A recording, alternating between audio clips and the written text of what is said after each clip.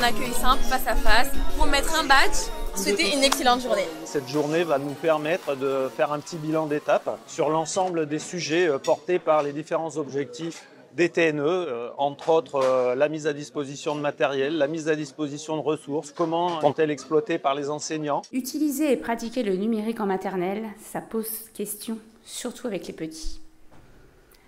Quelle place dans la classe? À quel moment? Pour quels apprentissages? Grâce au TNE, j'ai pu accéder à la plateforme ELEA et me former à distance. La dotation TNE de tableaux numériques, tablettes, casques et visualiseurs de l'école m'a engagée sur une réflexion. Qu'en faire? Comment les mettre à profit des résultats et de la réussite de mes élèves? La création d'un espace ressources, c'était quelque chose pour moi d'essentiel pour favoriser des modalités de travail permettant à tous un accès facile au numérique. Ces élèves qui n'avaient pas réussi à apprendre à lire dans une classe ordinaire sont tous entrés dans la lecture et progressent, chacun à leur rythme. Le numérique a apporté une nouvelle dynamique pédagogique. Ça a été une grande source de motivation, ça a permis une grande flexibilité et un travail différencié. Et moi, mes élèves, ils sont porteurs de troubles, ils sont dyslexiques, dyspraxiques, dysorthographiques et dys++. Et donc, ils ont un grand besoin, et surtout dans le domaine de l'inclusion, si on veut bien les inclure, il faut qu'ils arrivent à écrire.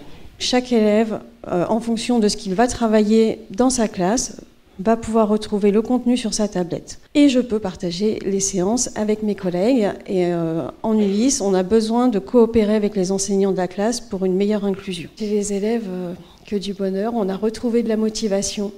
Et surtout, on a beaucoup plus d'inclusion aujourd'hui grâce à l'outil. J'ai choisi aujourd'hui de vous présenter mon utilisation de l'ENT pour l'école primaire. L'objectif est de former les élèves à une utilisation du numérique raisonnée et raisonnable. Cela lui permet d'avoir accès, après la classe, à ses ressources pédagogiques, son agenda, ses leçons à apprendre ou encore sa messagerie. On a beaucoup utilisé le nous aujourd'hui.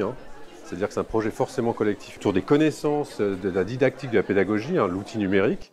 Ça, c'est un enjeu, mais on voit les évolutions qu'il y a eu en 3 ans, ça c'est assez impressionnant.